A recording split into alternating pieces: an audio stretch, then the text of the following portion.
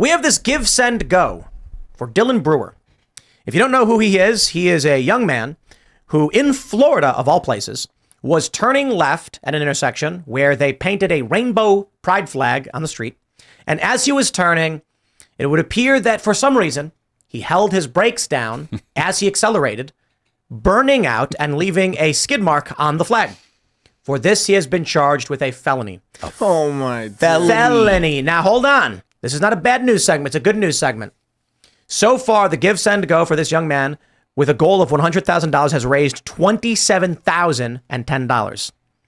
I will absolutely take credit for 10,000 of those dollars. When I first saw this story, there was someone else who actually got charged as well a few years ago. He ended up getting, I think, probation and community service. And I think that's absolutely ridiculous. He took the plea, right? He took a plea deal.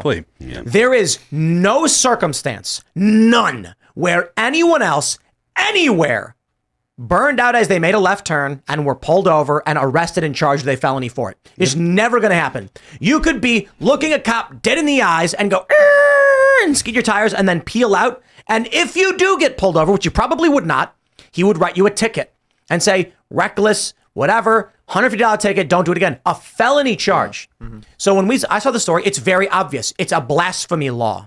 Yep. They are upset over his blasphemy. So I said, I'll gladly help with his legal defense. Now, I have no interest in communicating directly with him or his legal team in any way. I am but an internet whinger. I complain about things online.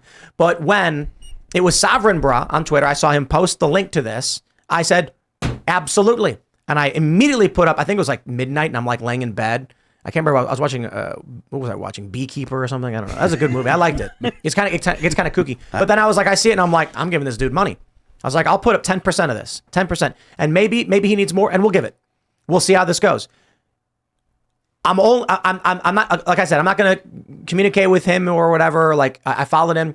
He sent me a message. I said, just whatever. I don't want to be involved, but I will send money. If they post updates saying that he needs more money or whatever, I'm going to send it. Dylan, let me talk directly to Dylan because you don't see this clip. Dylan, call Anthony Sabatini. Okay, Sabatini is an America First patriot. He's the attorney in Florida that sued during all the COVID stuff. He's running for Congress. Great guy. He will do a pro bono. I want you to get a hold of this guy, Anthony Sabatini. He's one of the best out there.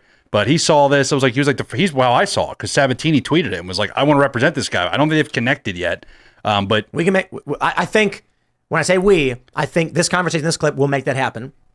I think Dylan Brewer here should get in trouble. And what, a $50 ticket? Well, I mean, fine for noise violation, reckless driving. You could hit him with like $700, $800, $900 and fines. Wait, maybe. How about a warning? Hey, don't skid your car when you're driving on the road. Yeah. I think it is fair to say this. If a community wants to paint their road, they're allowed to do it. I think it's obvious he intentionally burned out as he was turning. And that's kind of a mean thing vandalism, to do. Maybe you could call it. If I painted a Gadsden flag in my intersection and everybody was super excited for it and some leftist burned out on it, I would say, dude, you clean it up. Okay? We all like that we painted the Gadsden flag. You clean it up. I wouldn't say send him to prison for a felony charge and take away their right to vote, own a gun, and travel the world. That's insane. Felonies ruin people's lives. Mm-hmm. Like they make your life, a significantly, greater ordeal to do just normal everyday things. Look at the picture though. It's the funny thing is there's a bunch of other skid marks already on it. Everybody is doing this. They hate the thing. Mm-hmm. So the real issue is it seems like the community absolutely despises that they did this. In which case, for what did he do? He drove on the street. You know what's funny? He goes to court and they say, you're accused of intentionally burning out on this pride flag. And he goes, oh, it was an accident. I accidentally pushed down both the gas and the brake when I was going, and then I realized it, and I'm sorry.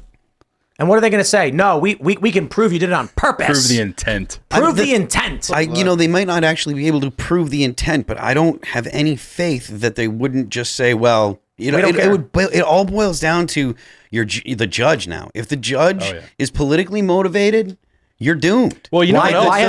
But you know what else is your attorneys, right? If you have attorneys, in some of these battles, they get blown up, right? We think the attorneys come in, it's all legalese, right? I've been through some of these battles. Like when it becomes politicized in the courtroom, you better have attorneys that understand that you cannot apologize because that's their whole job.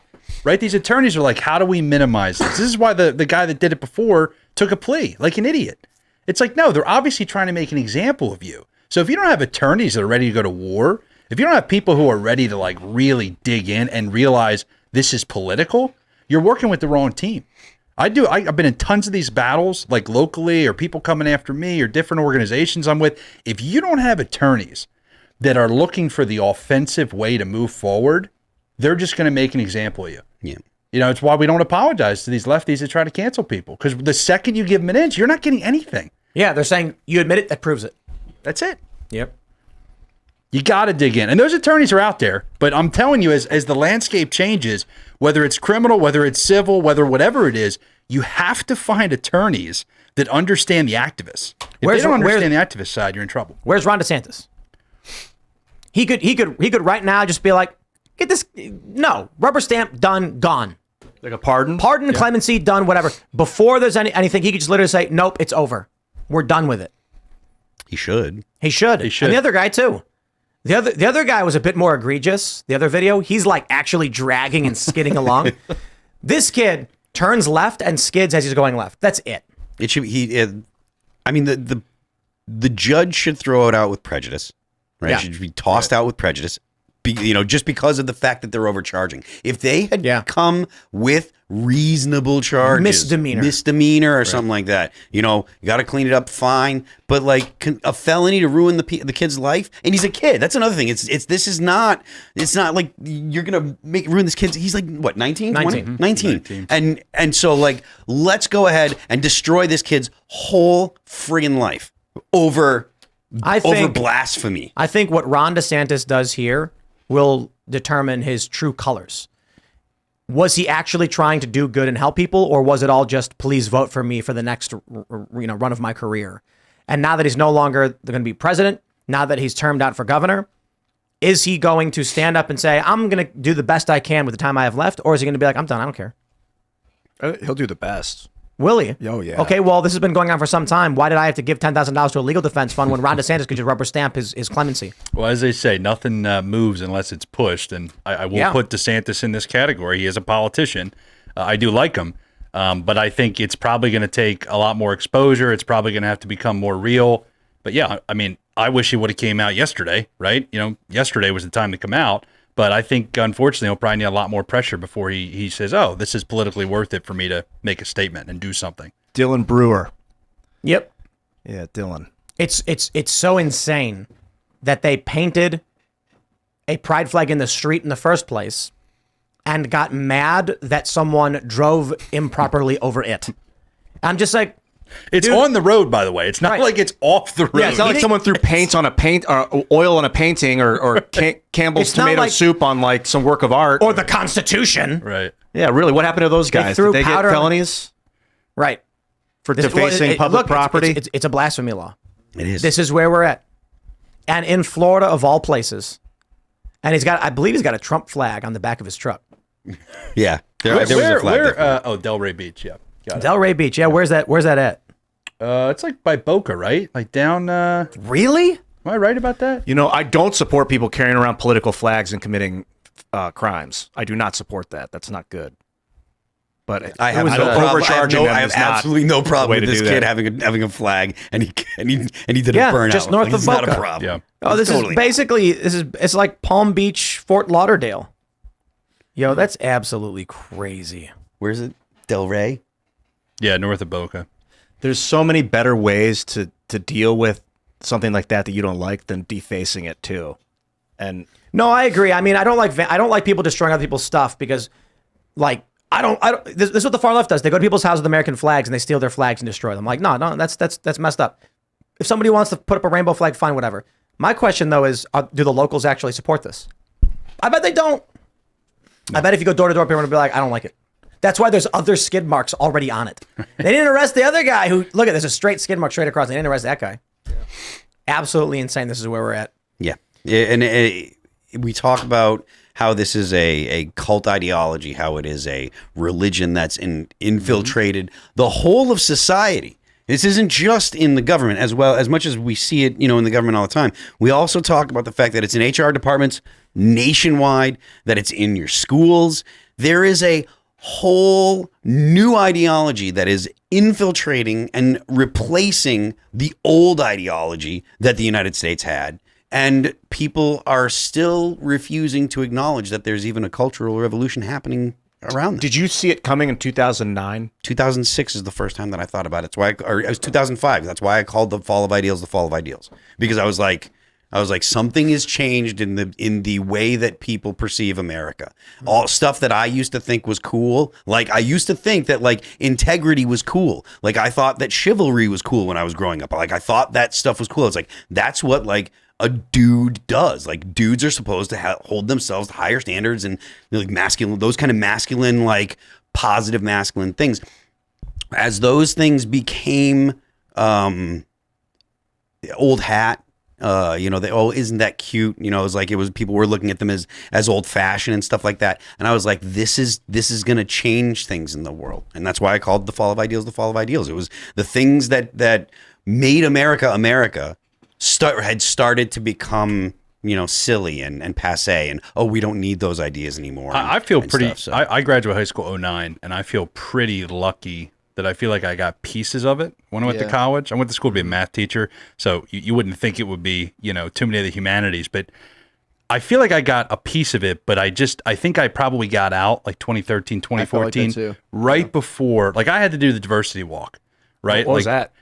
So I worked for the housing department, University of Pittsburgh, and what they would do is we would come in, we were resident assistants, and we would have to do these walks for training where, if you're a white man, step to the 5-yard line, like you're on the goal line, right? This is 2013. I mean, this is not. That's wild. It's 2013. It's like the first time I'm like, and you're like, man, what are we doing here, right? Yeah. If you're a white man, step to the 5-yard line. If you have 2 parents at home, step another 5 yards, right? And they would go through all the privilege that you'd have, and then at the end they'd say, okay, now look around, and this is the leg up you had in the world, right? And it's like so much of this stuff, it's like, well, hold on a second. The 2 down from me is this black girl who's on like the 5-yard line, but she, her parents both make $1 million a year. I come from the suburbs of Philadelphia, blue collar. My dad's a felon. Like, how does this work out? Yeah. But I think I just, like you're asking him, when did it turn? Right. I think college, like circa 2014, 2015, is when it started to get, overtly aware that everybody had to be in kind of this doctrine. It was right before Trump or right at the beginning of the Trump. A lot of people make the argument that the universities are where the woke stuff started. And that is incorrect. It existed in the universities. Several different ideologies existed in the universities. I know this because I was also doing guest lectures and hanging out at various universities in 2011 into 2012. And there was some of this and not a lot of it.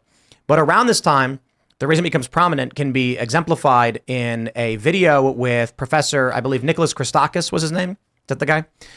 He's arguing with some students who say a university is not, it is supposed to be a safe place for us not to learn, or something that's a fact. It's spaces.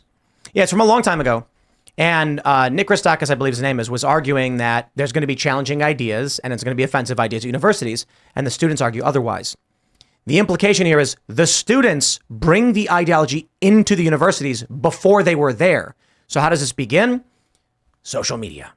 We saw, through the LexisNexis data, every single country saw this. So what is it? Is there an effort to expand the ideology? There is. But there was also an effort to expand white nationalist ideology that failed. Why? Advertiser sensibilities favored the civil rights narrative over the white nationalist narrative. And so, and those weren't the only ones. Those aren't the only ideologies that were pushing to create footholds in social media. Everybody was trying to make articles and argue things. There was the libertarian explosion in 2008. And then libertarian websites like Mike.com shifted into wokeness because it made them money. The safe advertiser bet was civil rights, social justice. So they all ran with it.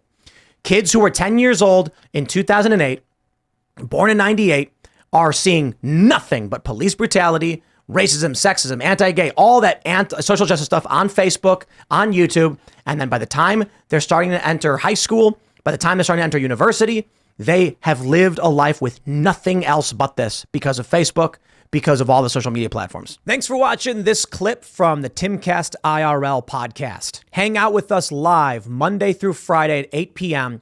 and become a member over at timcast.com for uncensored, members-only shows exclusive Thanks for hanging out, and we'll see you all next time.